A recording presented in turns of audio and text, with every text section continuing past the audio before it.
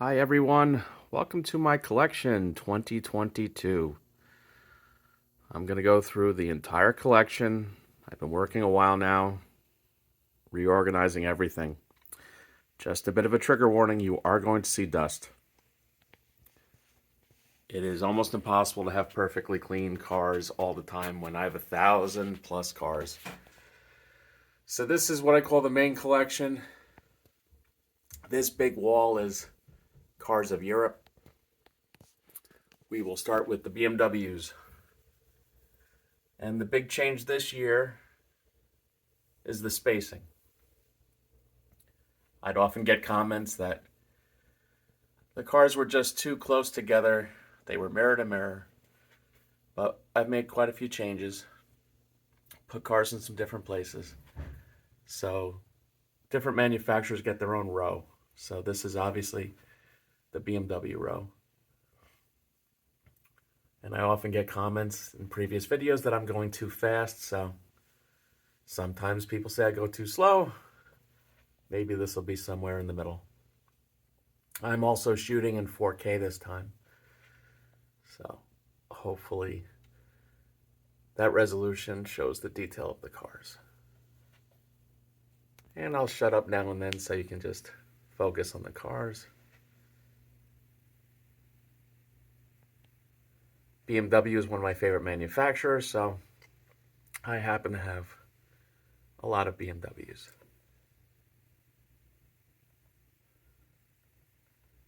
In terms of organization, I have these organized by generation. So it's a bit chronological, but when I have a lot of a certain generation, I try to put them together. So when I show you the Corvettes, those will be organized by year. But then when I get to Camaros, I'll start all over again by year with the Camaros. But some other cars where I have less of, it'll be strictly chronological. It's the organization that makes sense to me. You're welcome to do things differently for your collection, but this is just what I'm doing for mine.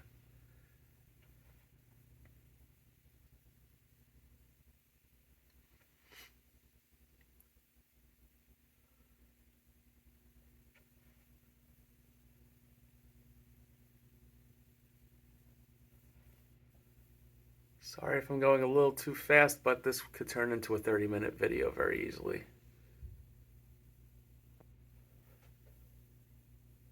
And at the end here, I have kind of the specialty BMWs, the Alpinas, and a Koenig. So below we've got Mercedes.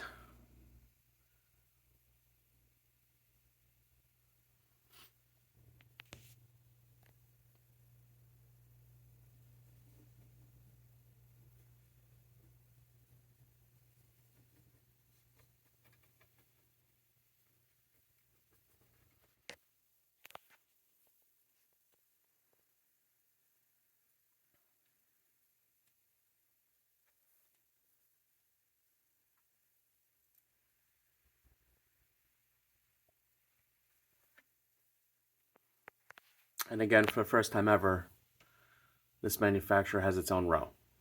I think I used to have Mercedes blending to, I think last year, Dodge and whatnot. I mean, it used to be Daimler Chrysler, but that wasn't exactly ideal, but that's just what made sense for the space I had at the time. But now I have more space to make this a dedicated Mercedes-Benz shelf. If you notice, every once in a while I have one of these blocks, it's because some cars are so freewheeled, they want to escape and fall off the shelf.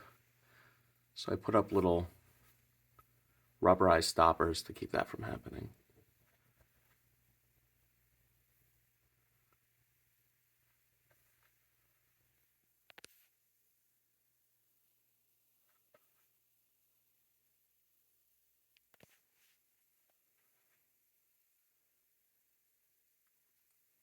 So already 5 minutes in and you've only seen 2 rows of cars. So it's going to be a long video, and please Watch the whole thing before you comment, why don't I have a particular car?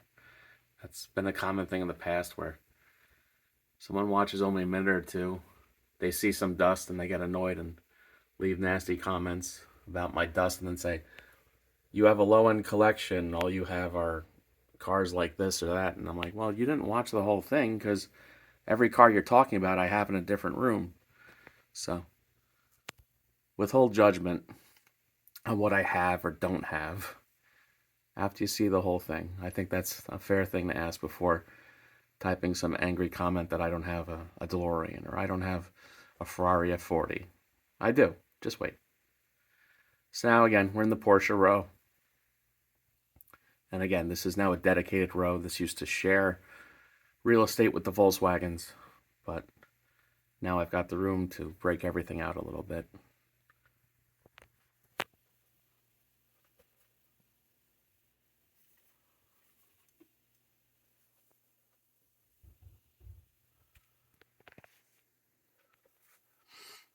In terms of dust, I mean, this really isn't that bad, you know.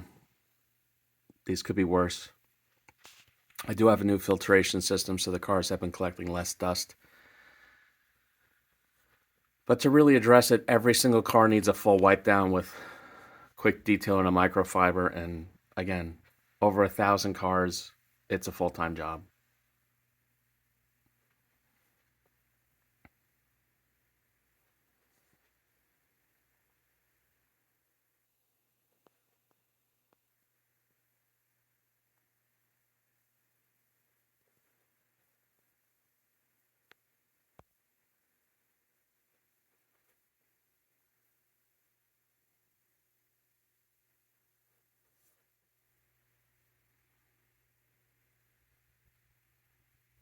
So this is wrapping up the Porsche row.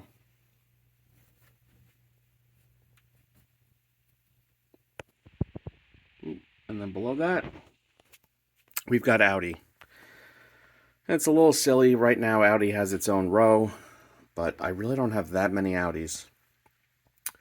But organizing like this has kind of taught me what to focus on for, you know, where I'm light in the collection. So if I buy a couple cars a month, I definitely have some Audis coming in the mail because it's a little light. So the spacing is larger than some of the other rows, but that's temporary.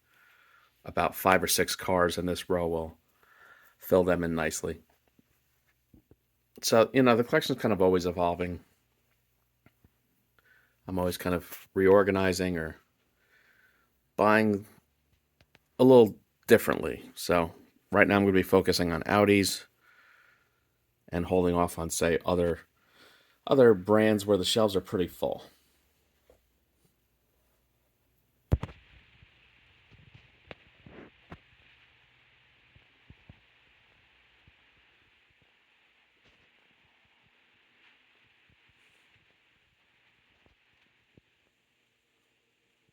So this wraps up Audi. Below Audi makes sense to me, but Volkswagen. Volkswagen I'm a little light on. I definitely have more than I do Audis. So again, it teaches me that if I see a couple good Volkswagens that I don't have, it's worth it to fill out this row a little bit.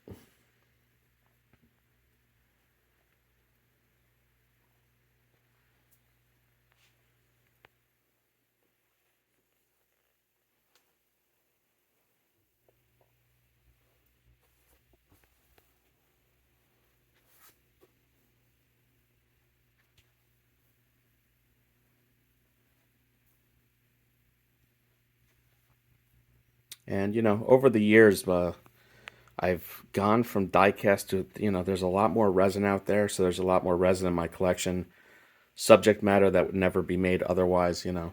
I can't hold out forever for diecast that'll never come of a car that I like. So if I see it in resin, I get it in resin. So the collection is probably 40% resin at this point, where a couple years ago, I don't know, I might only have 5, 6 resin cars. That's just what happens. So below that we have kind of a mix bag, if you will, of I guess I would just say Britain or the UK. So British marques like Rolls-Royce, Bentley, Ashton. We've got Range Rover and Land Rover. You could argue that they're German, depending on who owns them at the time, but they are a British brand overall. Same thing with Mini. I could put Minis with BMW because that's who owns it currently, but it gets to be kind of a convoluted thought process of where I put what. So for now, the Minis are with the British cars. Because sometimes, these car companies are bought and sold to a variety of different companies, like Jaguar, Land Rover can be owned by Tata, which is Indian. So, like, where do I put those cars? I mean, it gets kind of exhausting. So you kind of have to bear with me in my thought process. That Jaguar and Land Rover are with the British cars. Like I said, it makes sense to me.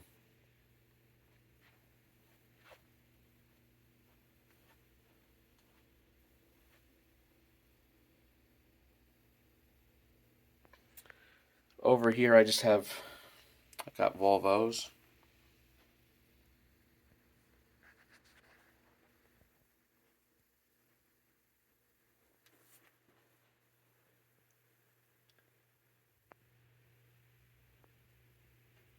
More Volvos. Yep, that's a pretty dusty car that I have not cleaned in a while. There you go. If you hate dust, you're going to hate seeing that. These are just kind of miscellaneous German cars, NSU, smart cars. Obviously not worthy of having their own row. Miscellaneous British cars, Triumphs, Austins, Caterhams or Caterhams, however you want to say it. And then down here, over in Italy, we have Ferraris. I had a decent amount, so this winds up being a relatively full row.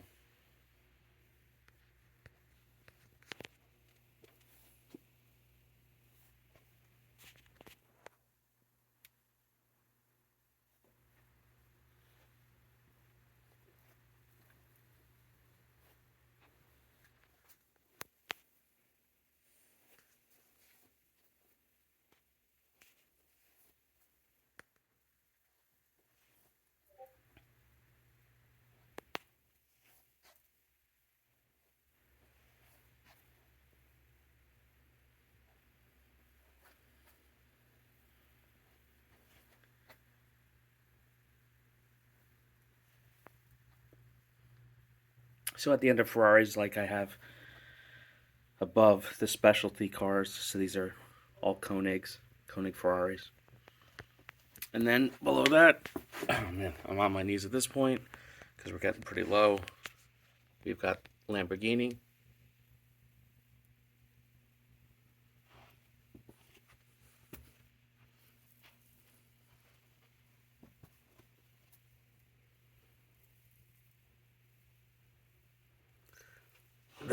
Then Alfa.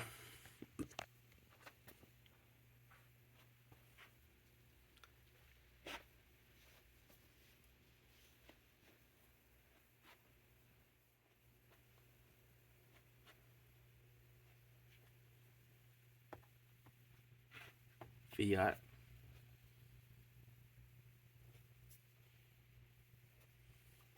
Maserati.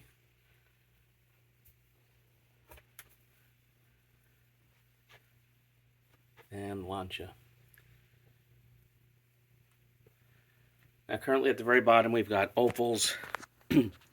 This is a very, underutilized row because I just don't have that many Opels right now. So I'm going to go quickly through this. The spacing is quite wide.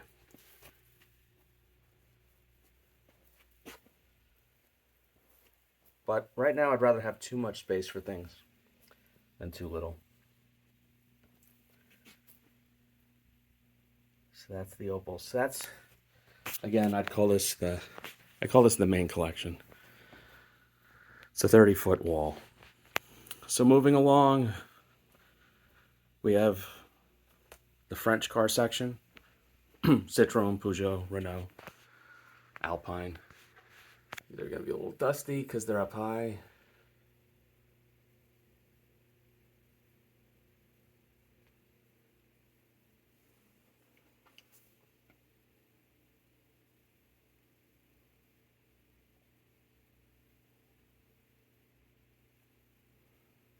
And again, you're welcome to see the collection over the years. I do this every year.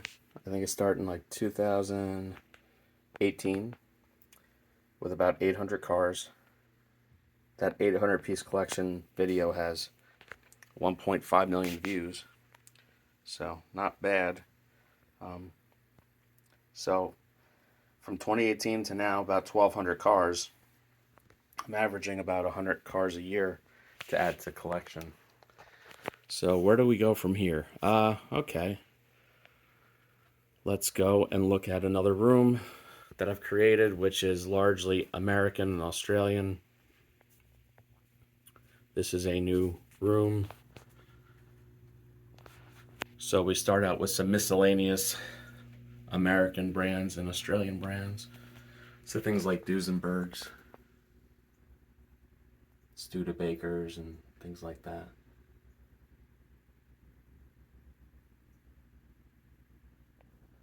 We've got Teslas and Vector, all two of them. Packard.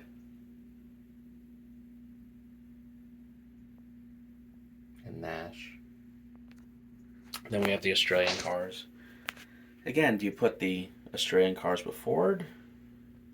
Well, these are Ford Australian cars, but like it's like their own category, so I have an Australian car section. There's a million different ways you can organize this collection. I largely made decisions based on space. This is currently what works for me.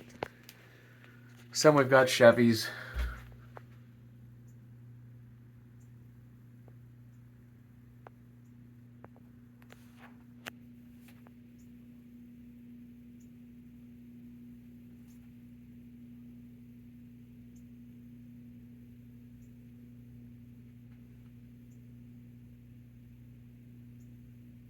There's all my Camaros.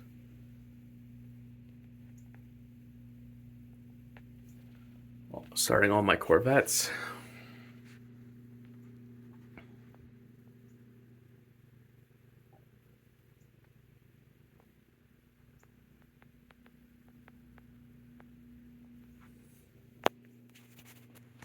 More Corvettes.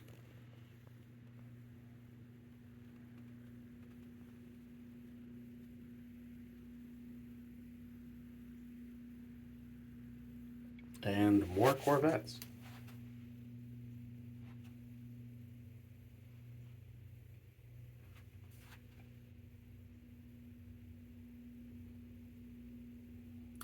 All the way up to the C8. Some more Chevys.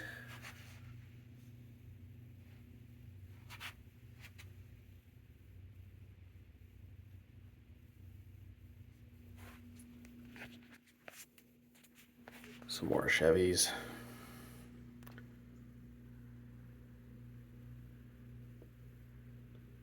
Then we begin Pontiacs.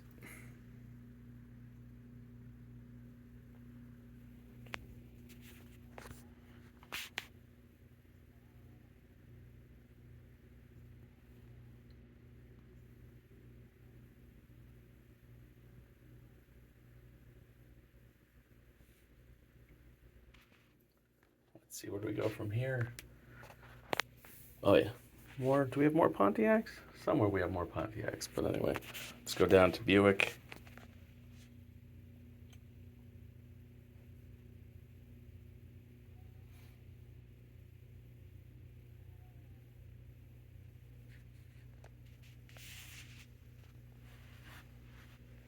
And then we start Cadillac. Cadillac starts all the way down here.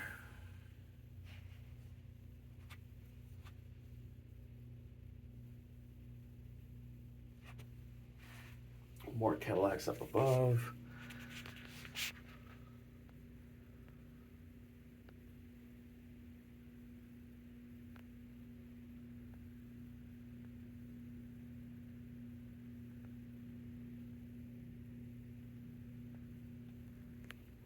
Cadillacs.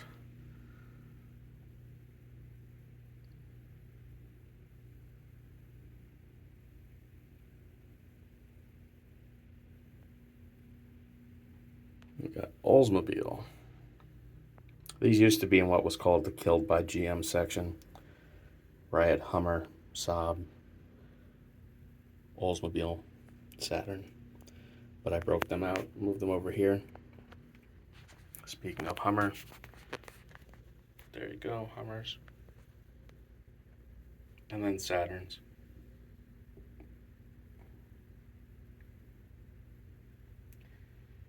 No Killed by GM section would be complete without Saabs. Let's start down here. And then migrate up here.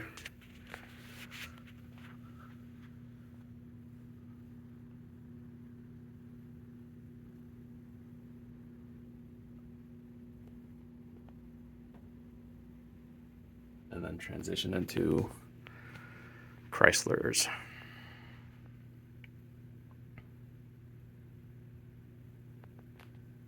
Chrysler Plymouth.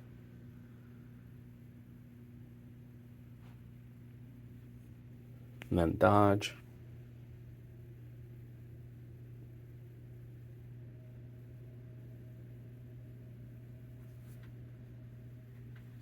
More Dodges.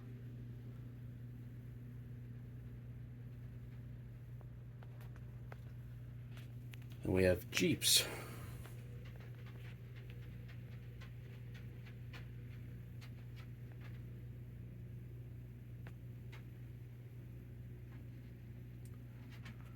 Got more. I think these are Plymouth products. Yep, Plymouth.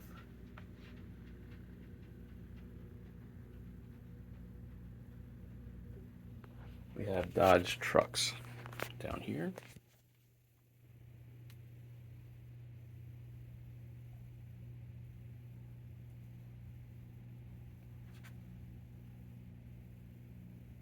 And then Dodge Vipers.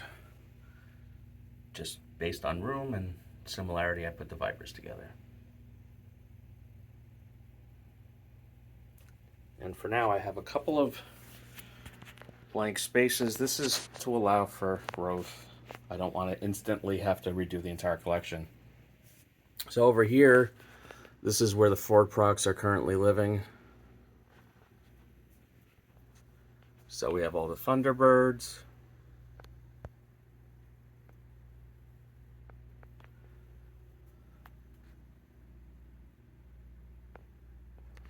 And all the Mustangs.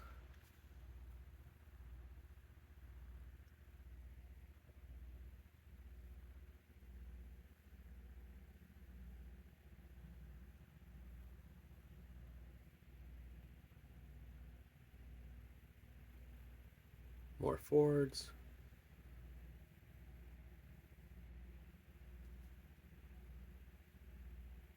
More Mustangs.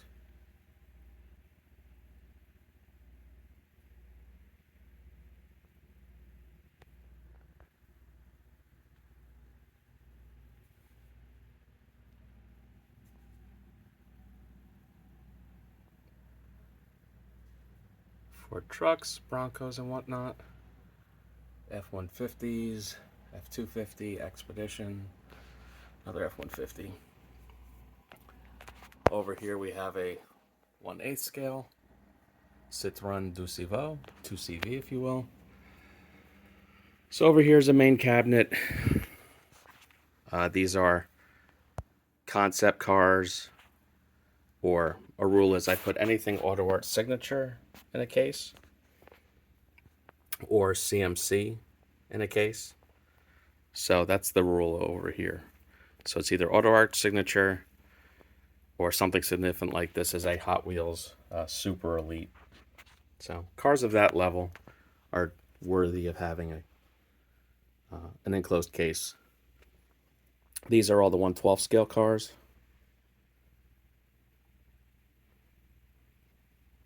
This is another 1/8 scale, a Porsche, or Poker if you prefer. There's a joke in there somewhere. These are 1/16 scale Danbury mints. One of the full-size arcade games. And that brings us to another room. This is the largely Japanese car room. So we have Mazda,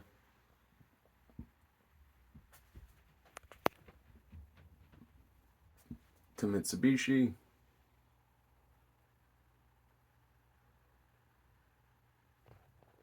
and we have Honda.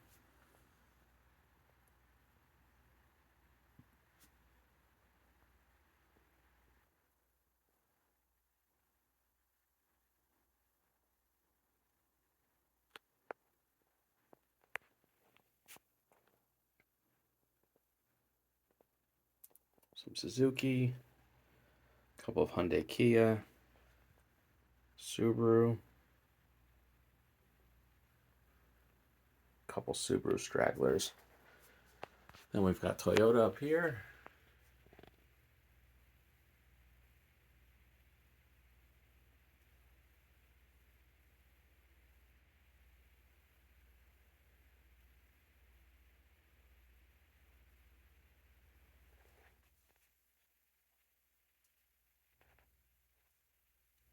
Some Lexus.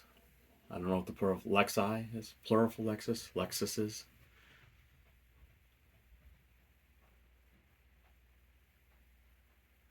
And over to Nissan.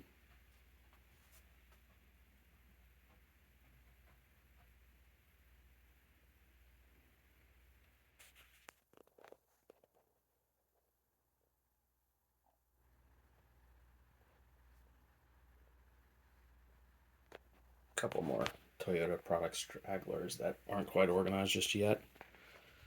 So moving on. So this section is what I call the Orphans, where I only have one of a particular brand. When I get a second of a brand, then it goes somewhere in the main collection.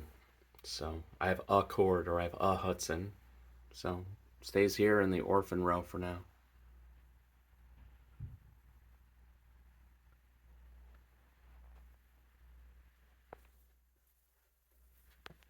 Messerschmitts, Trabants, Go-Go Mobiles. I mean, kind of the obscure random stuff winds up here.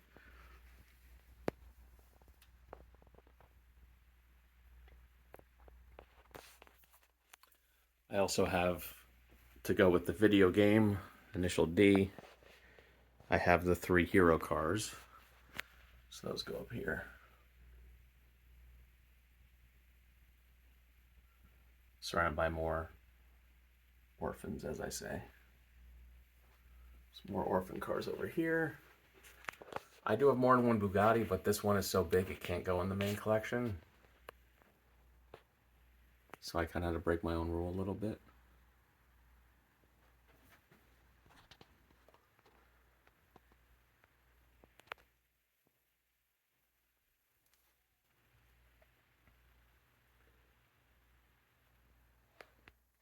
Over here we have, got a couple what I call racing car cabinets. So I've got some pace cars. Basically anything that has a livery goes in these cabinets. So even though a pace car isn't an actual race car, it's still, liveried. So it counts enough to be a race car to me in terms of organization.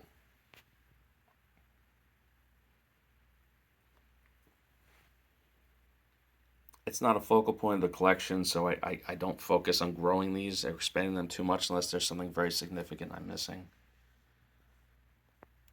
And the room back here is very finite with these cabinets. We have some neat stuff on top, some heavy haulers.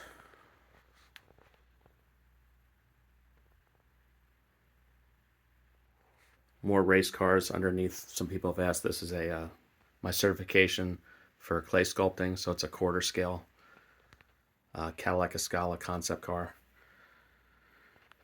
Underneath that, more race cars.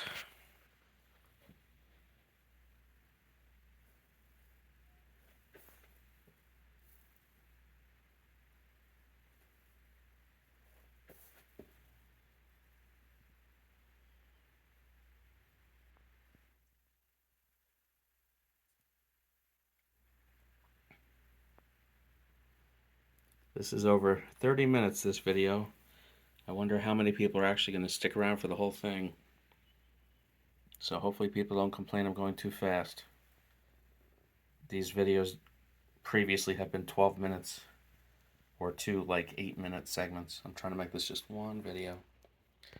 So the last room is the guest bedroom, which has a few different themes. One of them is movie cars. So we've got Kill Bill, Herbie, Ghostbusters, Back to the Future, Eleanor from Gone in 60 Seconds, TV cars like the A-Team van, Knight Rider, Dukes of Hazzard, Starsky and Hutch, the Munsters, the Monkey Mobile, Family Truckster, a little bit of everything. This is kind of the part of the collection almost anyone can relate to. You don't need to be into cars to recognize the movie cars, you know?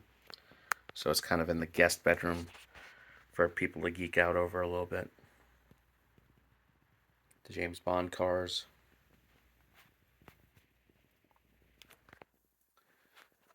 And then also I have non-street legal race cars that are non-liveried in cases.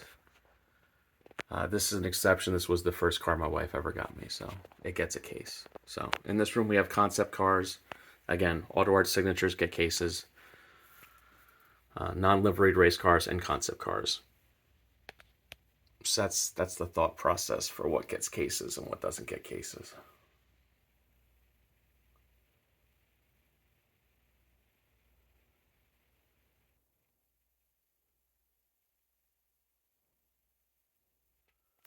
This really should be someplace else, but that's where I have the space for it right now because it's liveried, so why is it here? Well, just for now. This is kind of what I call the working car section, where cars that have a job, so limousines, another car hauler, police cars, things like that.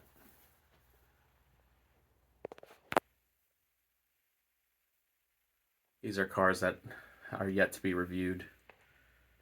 Some miscellaneous 112 scale. Mostly haven't been reviewed yet, too. More working cars, like I said, police cars.